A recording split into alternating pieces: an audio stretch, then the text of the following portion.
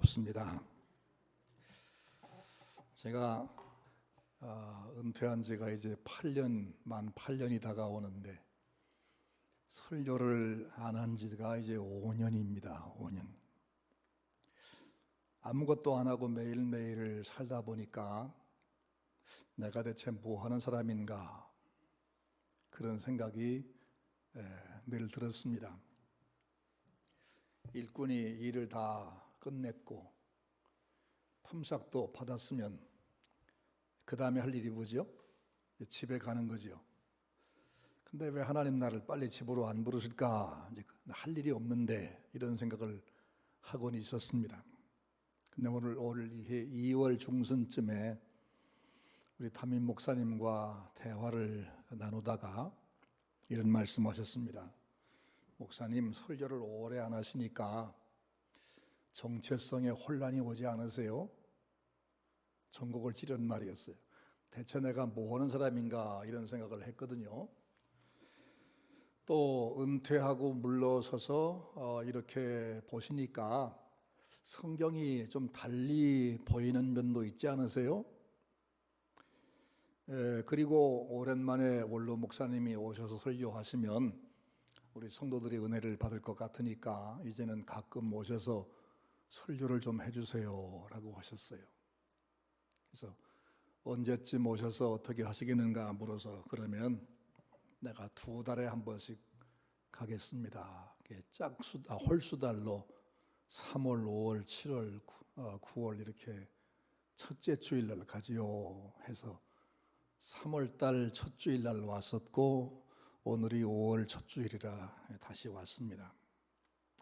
그런데 오늘 오전 예배에 내가 참석해서 제일 앞자리에 설교 들으면서 얼마나 말씀이 좋고 은혜가 되는지, 얼마 전에 우리 전장로님이 말씀하기를 우리 담임 목사님은 설교 준비에 목숨을 건 양반이라고, 그 말이 이해가 되고, 야, 난 큰일 났다 이제.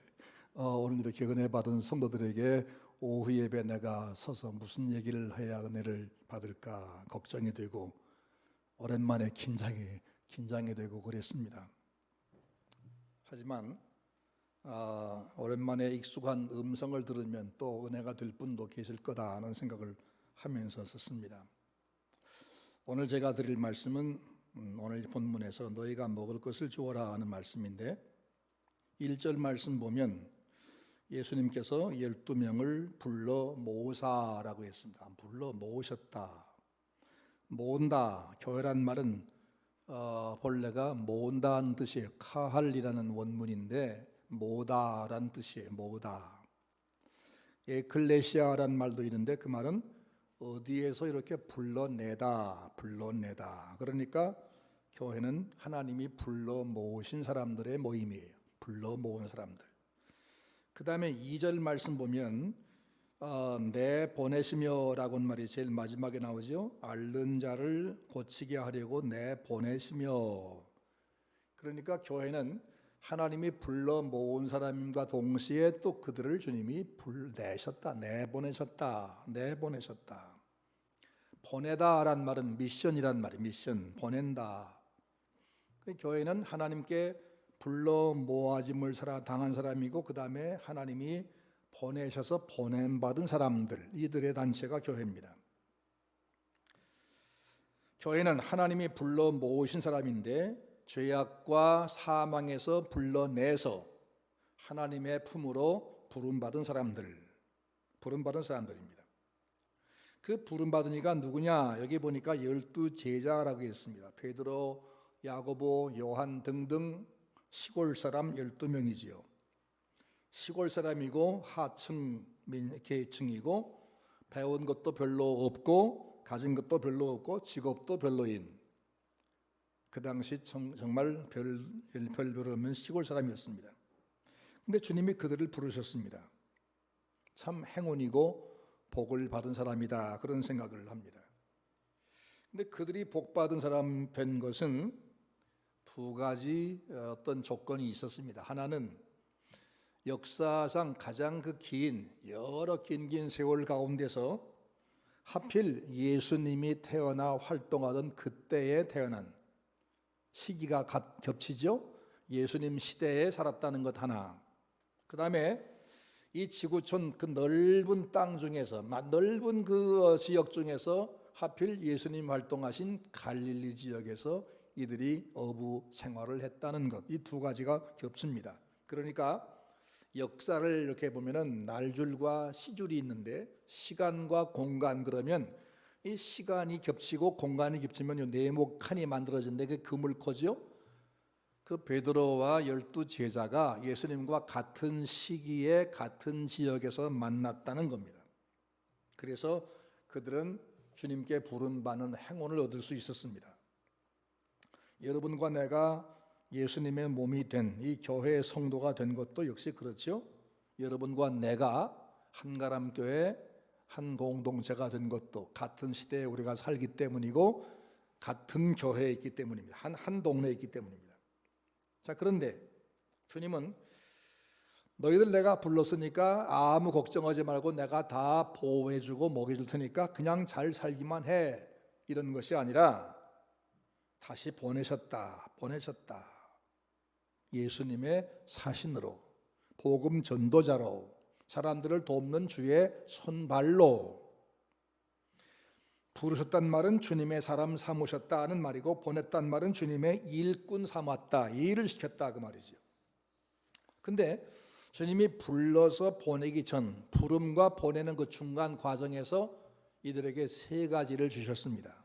세 가지. 1절 말씀, 12제자를 불러 모으사, 첫째, 모든 귀신을 제어하며, 귀신을 제어할 능력을 주었어. 둘째, 병을 고치는 능력. 그 다음에 세 번째, 권위. 이걸 주었다고 말씀했어요. 귀신은 사람이 제어할 수 없는 존재죠. 그죠? 사람이 귀신을 이길 수가 없어요. 세상에 그 어떤 사람도 사람은 귀신을 당할 수가 없습니다. 그런데 예수님은 당신이 부르신 사람에게 그 귀신을 제어하고 관리할, 그것을 능히 제어할 능력을 주었다. 제압하고 추방하고 이길 수 있는 능력을 주었다. 대단하지요? 이게 누구에게냐? 예수님이 부르신 사람에게, 즉 성도에게. 아니, 예수님 당시 살던 12명에게만 그런 것이 아니고 누가복음 10장 말씀 보니까 70명에게도 주어서 그 70명이 돌아와 가지고 놀라운 보고를 한 기록이 나오지 않습니까? 또 병 고치는 능력. 지금도 세상엔 병이 가득한데 그래도 지금은 병원이 동네마다 있어서 병을 어느 정도 관리하지만 예수님 당시에는 병원도 없고 약도 모르고 환자가 절비했습니다. 근데 예수님은 그들에게 이 병자들을 만나면 치료하는 능력을 주었습니다. 치료하는 능력. 그 다음에 권위. 나는 하나님이 부르신 사람이다. 내가 하나님에게 명령받아 지금 파송됐다. 난 하나님의 종이야. 이것을 믿는 사람에게는 하나님이 권위를 주었다. 남들이 감히 그를 함부로 못하는 권위를 주었다는 겁니다. 그래서 세상이 감당할 수 없는 사람들을 삼으신 겁니다. 여러분과 내가 하나님께 부름받은 사람이요, 주님의 일을 하라고 명령받은 사람이라는 사실, 이걸 믿으시길 바랍니다. 그리고 내게도 세상이 나를 함부로 할 수 없는 권위가 있다. 언제? 나는 하나님이 부름받은 사람이고 나에게 하나님이 명령해서 나는 지금 내 삶의 터전에서 주의 일을 해야 된다. 이걸 믿을 때 나에게는 권위가 있다는 걸 믿으시기 바랍니다. 촌스러운 사람들, 무식했던 그들이 주님의 명령 받고 나가서 예수님 말씀한 대로 전도를 했더니 누구는 받아들이고 누구는 거절했습니다. 받는 자에게는 복음을 증거하고 병자를 고치고 거절하면 떠났습니다. 곳곳마다 놀라운 기적이 발생했습니다. 당대 그 사회에 아무 힘도 없고 권위도 없고 알아주는 이 없는 그들이 예수님이 보내셔서 일을 했더니 엄청난 일을 하게 된 겁니다. 귀신들이 쫓겨났습니다. 병자가 나았습니다. 이들이 전과 후가 달라진 게 뭐죠? 아무것도 없습니다. 단지 주님이 부르셨다. 그리고 주님이 그들을 보내셨다. 이것입니다. 나는 주님이 부른 사람이고 나는 주님이 보낸 사람이다. 여러분과 내가 이것을 믿는다면 우리 삶 속에도 내가 할 수 없는 일들을 능히 할 수 있는 그런 권능, 이런 역사, 이런 권위가 있다는 걸 믿으시기를 바랍니다. 마가복음 16장 17절 말씀 보면 믿는 사람들에게는 이런 표적이 따르리니 곧 그들이 내 이름으로 귀신을 쫓아내며 새 방언을 말하며 병든 사람에게 손을 얹은즉 나으리라. 그 일이 진짜로 일어났습니다. 며칠 후에 그들이 돌아왔습니다. 군중들이 또 모여들었습니다.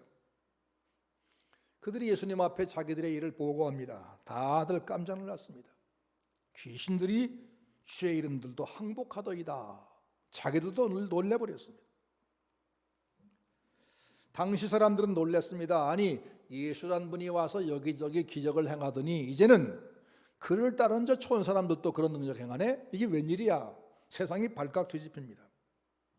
헤롯이 그 소식을 듣고 놀랍니다. 아니, 내가 죽였던 저 세례 요한이 살아난 거 아니야?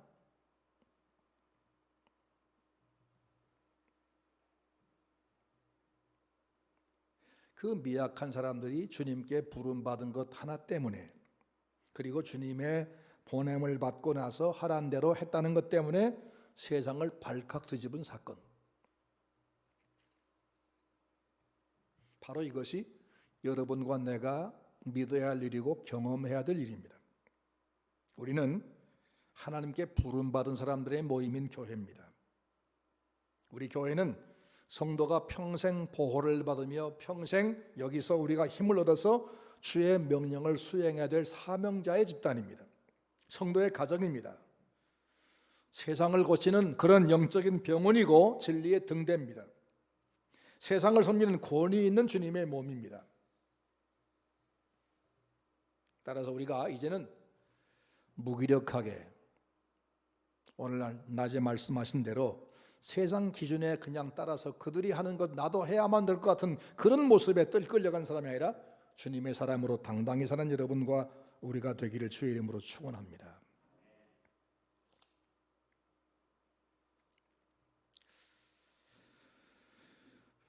남들이 나를 보고 이 목사님은 참 복을 많이 받았다 그렇게 말해요. 내가 생각해도 세상에 내가 제일 복을 많이 받은 것 같아요. 지금도 그러시겠지만 옛날 내가 심호할 때 우리 당회원들이 모이면 가끔씩은 서로 자랑을 했어요. 내가 우리 교회에서 복을 제일 많이 받은 것 같아. 어떤 장로님이 그러시면 또 다른 장로님이 아니라고, 내가 더 많이 복을 받았다. 내가 생각할 때 내가 제일 복을 많이 받았어요. 근데 그 원인이 뭘까 생각해 보니까 한 3가지가 나에겐 있더라고요. 첫째는 우리 어머니가 평생을 정말 순수하게 하나님만 위해서 사신 분이에요. 마지막까지 만 80을 사셨는데 평생을 하나님만 섬기고 산 정말로 순수한 분이셨어요. 둘째는 내가 어려서부터 교회 섬기기를 정말 힘을 다했어요. 그건 하나님이 아세요. 내가 평신도 때 어려서부터 교회를 위해서라면 열심히 최선을 다했어요. 교회 섬기다가 제 몸에 병이 났었어요. 그걸 한 5년에 걸쳐서 간신히 나았어요.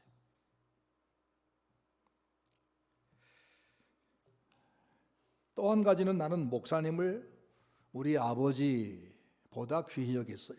하나님 다음에는 목사님이다 라고 생각했어요.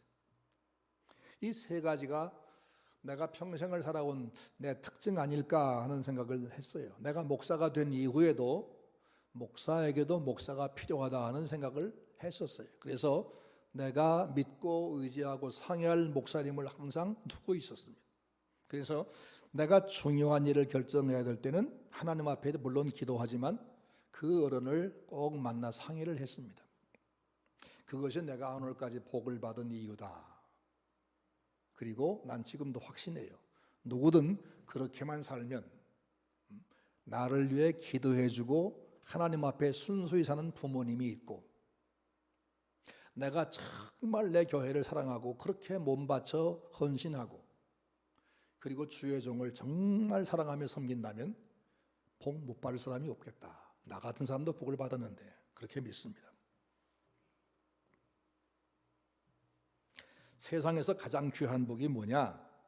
하나님께 부름받아서 교회에 속하는 것이고 이 교회를 내가 섬기며 교회와 함께 세상을 섬기는 이 일에 최선 다해 동참하는 것, 이것이 우리에게는 최고의 복입니다.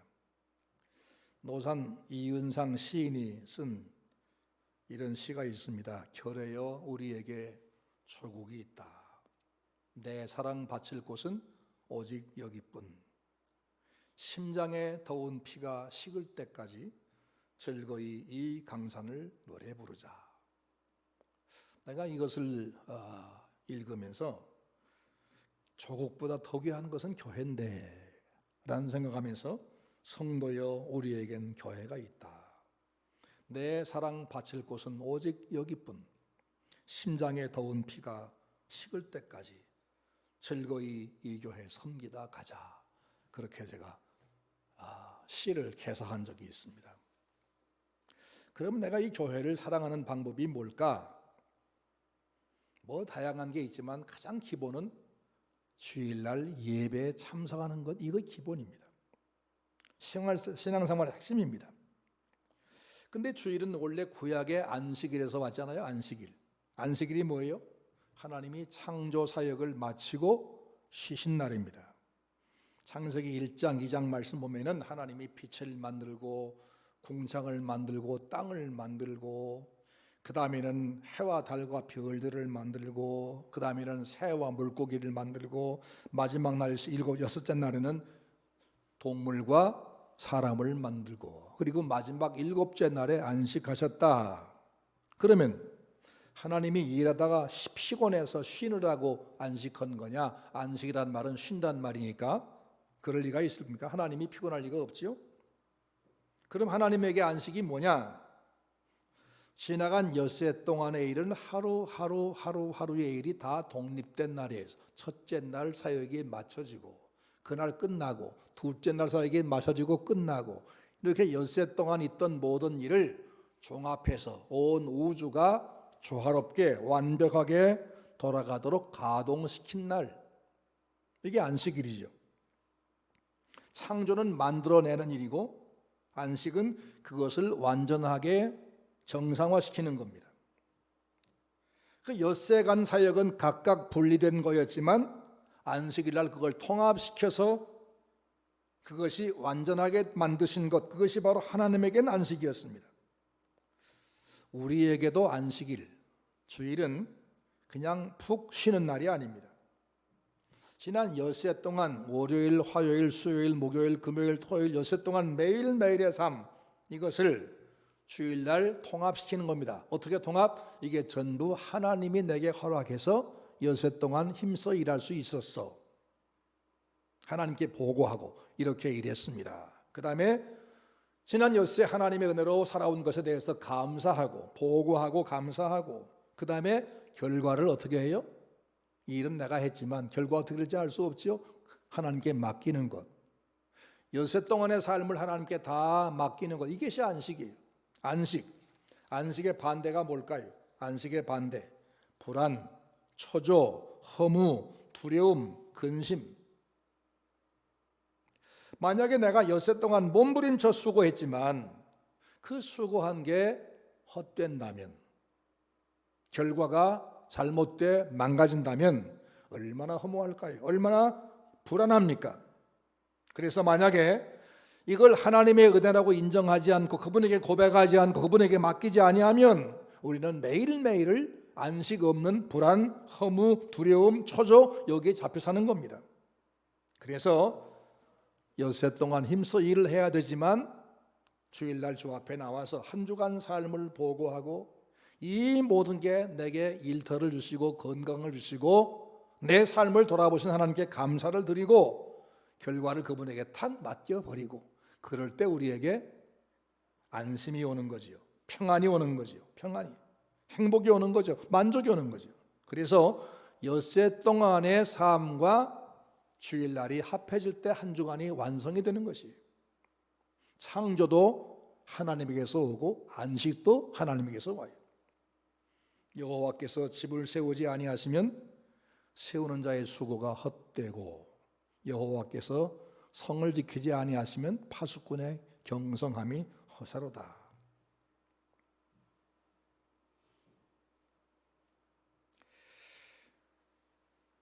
이 안식을 누리는 삶의 기초가 주일 성수라는 겁니다. 주일 성수. 그러니까 어떤 경우에도 주일마다 하나님 앞에 예배하는 것, 이것을 빠뜨리면 그 삶은 온전할 수가 없고 결코 안식을 얻을 수가 없는 거예요. 늘 불안 속에, 두려움 속에 살 수밖에 없습니다. 이 주일 성수 외에도 교회 사랑의 방법은 있죠. 기도 모임에도 참석하는 것이고, 성경 공부 모임에도 참석하고, 봉사에도 참석하고, 헌금에도 참여하고, 성경 쓰기도 참여하고. 저는 올해 참 재미를 보는데, 올해 교회에서 성경 쓰기 한다는 소식을 듣고는 나도 그 성경 노트 좀 주세요. 그래 사가지고 성경을 쓰기 시작했어요. 그래서 신약 성경을 일찍 썼고, 지금도 계속 쓰는데 구약 성경도 반을 지금 반을 썼습니다. 하루에 4시간, 5시간을 쓰는데 너무 재밌어요. 올해 내가 교회로부터 큰 선물을 받았구나. 한 번 쓰는 것은 내가 생각해 보니까 3번 읽는 것 이상의 유익이 있더라고요. 한 번 쓰는 것은 3번 읽는 것 이상이다. 이게 다 교회로부터 얻는 축복이죠. 내가 교회 일에 참여하면 모든 일, 이거 몇 사람 하겠지, 누구누구 하겠지, 이게 아니라 전부가 다 볼때같이 참여하는 겁니다. 그러면 그것이 내게 유익이고 그것이 교회를 사랑하는 것이. 10절로 가봅시다. 이제 사도들이 돌아와 자기들이 행한 모든 것을 예수께 여쭈니 데리시고 따로 베세다라는 고을로 떠나가셨으나, 베세다 무슨 동네죠? 무슨 사건이 있었죠?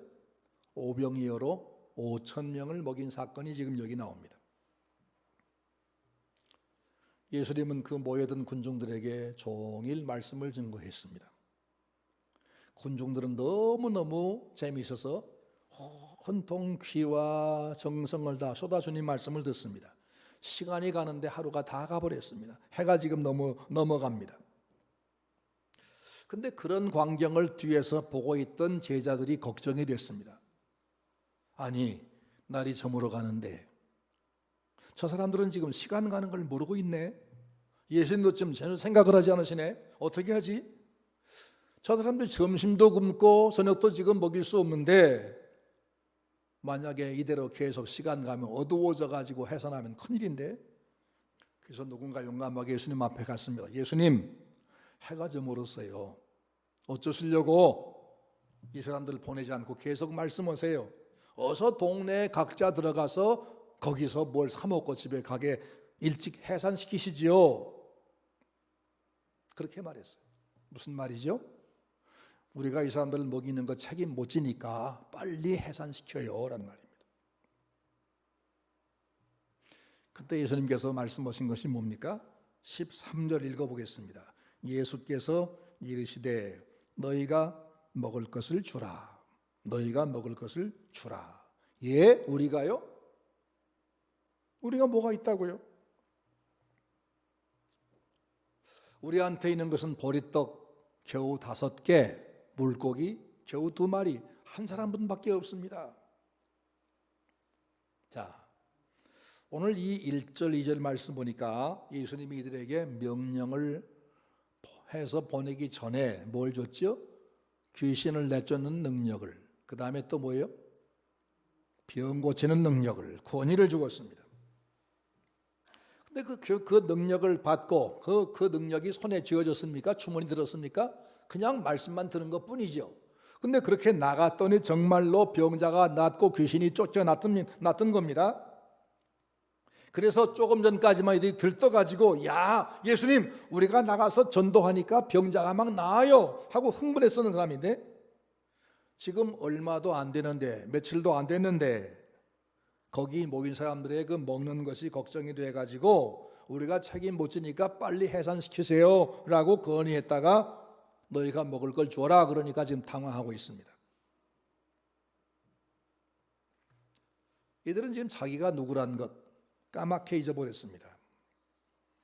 자기들은 예수님이 부르신 사람이고 능력을 주어서 보낸 주님의 심부름하는 주의 일꾼들입니다.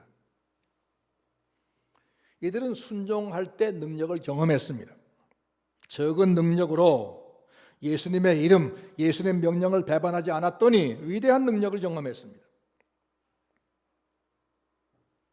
한국 교회에는 대단한 사람들이 모인 대단한 교회가 있습니다. 뭐 수천 명, 수만 명 모이는 교회도 있고, 뭐 장관들, 국회의원들 많이 모이는 교회도 있고, 부자 모이는 교회도 있습니다.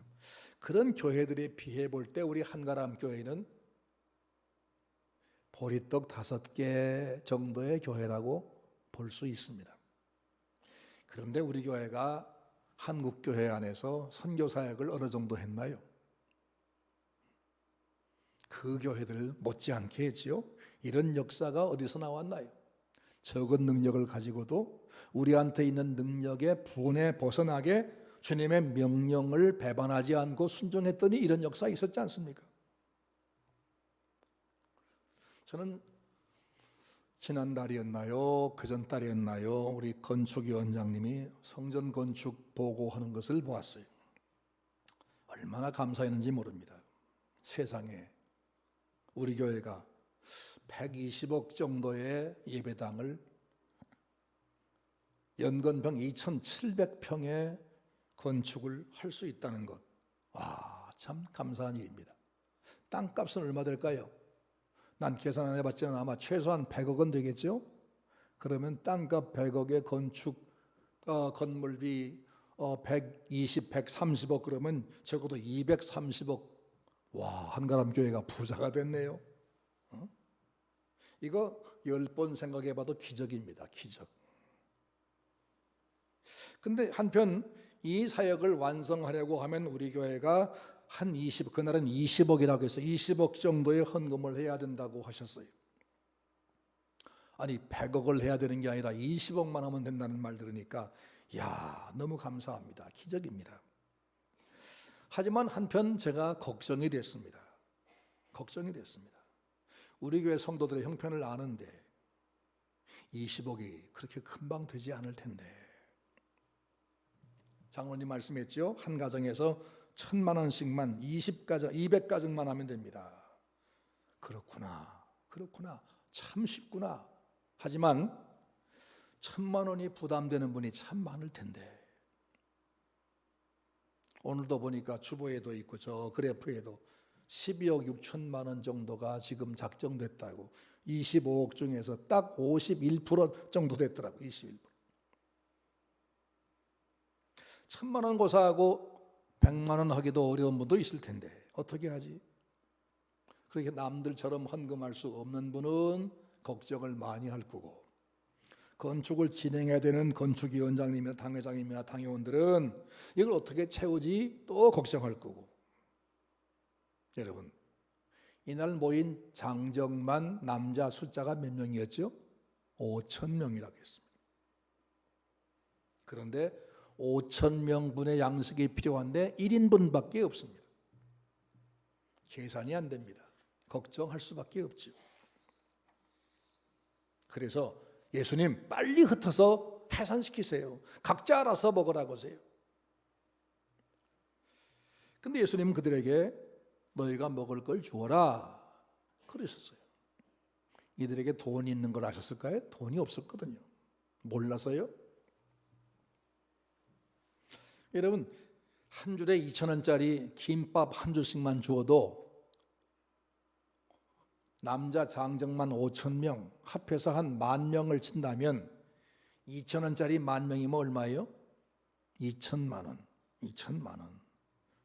우리에게도 2천만 원이 어려운 돈이지요. 그들에게는 더군다나 없습니다. 게다가 돈이 있다고 해도 구할 수가 없습니다.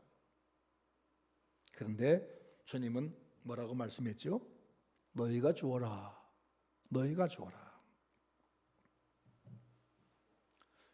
그걸 다 먹이라 말씀한 게 아니라 내가 너희들에게 권능을 주었지 않니? 능력을 주었지 않니? 너희가 내 주머니에 뭘 가지고 나눠줬니? 그냥 빈손으로 갔잖아. 내 명령 하나만 가지고 갔잖아. 그런데 역사가 있었잖아. 그러니 너희가 지금 가진 거 그것만 가지고 하라는 겁니다. 1,000만 원이 어려우면 500만 원, 500만 원 어려우면 300만 원, 200만 원, 누구는 50만 원.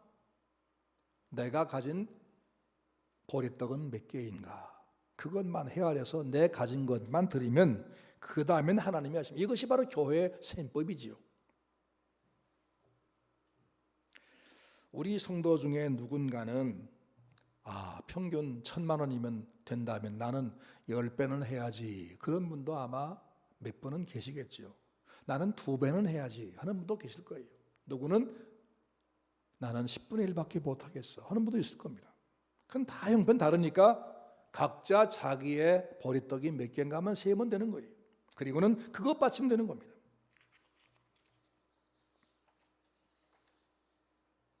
저는 성전 건축을 위해서, 물론 목사님을 위해서 교회를 위해 매일 기도합니다. 근데 요즘에 성전 건축을 위해서 기도할 때 뭐라고 하냐면, 하나님, 모세가 광야에서 성막을 지을 때 이스라엘 백성들에게 애굽에서 가져온 물건 중에서 하나님께 필요한 것을 바치라고 했잖아요. 금, 은, 동, 철, 널판지, 홍색, 자색, 청색, 실, 하얀 실, 향품 등등. 근데 나중에 너무 많이 바쳐서 감당을 못해서 이젠 제발 그만 가져오라고. 너무 넉넉하니까 이젠 그만 가져오라고 광고했던 것이잖아요. 하나님, 우리 한가람교회도 성전 건축할 때 필요한 경비가 채워져서 이젠 됐습니다. 더 이상 헌금 안 주셔도 됩니다. 라는 광고가 나오게 해주세요. 라고 기도합니다. 난 그렇게 될 걸 믿습니다. 왜냐하면 우리 교회는 주님의 교회이기 때문입니다. 지금까지 그런 역사를 이어왔기 때문입니다. 자, 너희가 먹을 걸 주어라. 이 말씀은 뜬금없는 말씀일까요? 아니면 그들이 못할 걸 뻔히 아시고 한번 떠보신 걸까요? 아니면 너희는 못하는데 내가 할 거야 라고 기죽인 말씀일까요? 1절에 주었던 능력은 단지 환자들의 병만 고치는 능력으로 제한되어 있지 않았어요. 귀신을 내쫓는 그거에만 한정되어 있지 않았습니다. 어떤 일이든지 나는 아무 능력이 없지만 주님이 내게 능력과 권세를 주었다. 나는 주님의 명령대로 순종하면 그 생활 속에서 순종의 능력이 나타난다. 이걸 믿기를 바라신 겁니다. 갈릴리 바다에서 풍랑 만나 파선하게 됐을 때, 혹은 야이로의 딸이 금방 죽어서 이미 죽었으니까 오실 필요가 없어요 라고 했을 때 예수님 하신 말씀이 뭐죠? 두려워 말고 믿기만 하라. 믿음이 없는 자들아 왜 의심하느냐라는 말씀이었어요. 주님은 수많은 상황, 어떤 상황이든지 가리지 않고 능력을 행했고, 제자에게 주었던 능력은 어떤 상황에서도 나는 주님이 부르신 사람이고 보낸 사람이다. 나는 주님의 명령대로 내 최선만 다하면 거기서 그 순종하는 생활 속에서 그 삶의 현장에서 능력이 나타난다. 이렇게 믿기를 바라시는 거예요. 그런 믿음 기대하고 너희가 먹을 걸 주어라 라고 말씀한 거예요. 그런 능력을 기대하고 너희가 먹을 걸 주어라 그러신 거예요. 주님이 나를 보내셨고 내가 능력을 맡겼으니 지금 이 문제도 이거 문제가 없어. 할 수 있어. 다만 내가 할 수 있는 것이 무엇인가 이걸 찾아서 하자. 이걸 기대하신 거라고 말입니다. 그렇게 생활 속에서의 능력, 순종의 능력을 여러분 믿으시기를 주의 이름으로 축원합니다. 그런데 그들은 그 생각을 못했습니다. 여기는 빈들입니다. 때는 저물었습니다. 사람은 5,000명이 넘습니다. 우리한테는 보리떡 5개밖에 없습니다. 라고 하면서 포기하고 근심하고 걱정했습니다.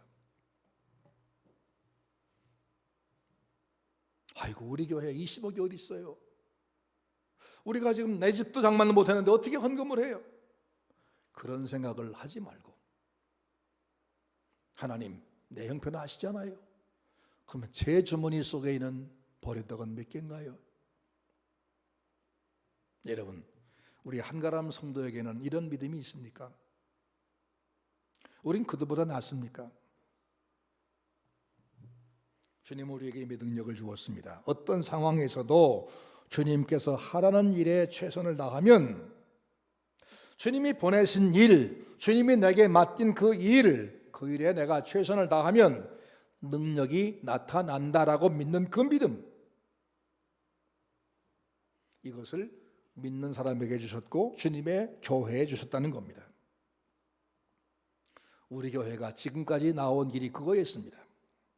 그렇다면 이 성전 건축 과정에서도 돈 몇 억이 부족할 것 같다고 지금 걱정할 필요가 있겠습니까? 전혀 그럴 필요가 없습니다. 다만 내가 가진 보리떡은 몇 개인가 그걸 헤아려 바치는 그 일에 우리 모두가 각자 최선을 다할 뿐입니다. 그러면 머지않아서 성도 여러분, 이제 충분합니다. 우리 성전 건축에 필요한 물질은 이미 다 충족되었습니다. 이제는 헌금 그만하셔도 됩니다. 이 광고를 듣게 될 겁니다. 이것이 기적입니다. 이런 기적을 기대하는 여러분 되기를 주의 이름으로 축원합니다. 이제 건축 헌금 걱정은 오늘로 싹 잊어버립시다. 이제는 싹 잊어버리고 이제는 그만 가져오세요라는 광고를 기대하면서 내가 가진 보리떡은 몇 개인지 그것을 찾고 만들어 바치는 일에 최선을 다하면, 그러면 그 뒤에는 남은 것이 뭐냐? 12바구니에 남은 것을 거두는 기쁨을 우리가 함께 누리게 될 것입니다. 그런 우리 교회가 될 수 있기를 주의 이름으로 축원합니다. 기도하겠습니다.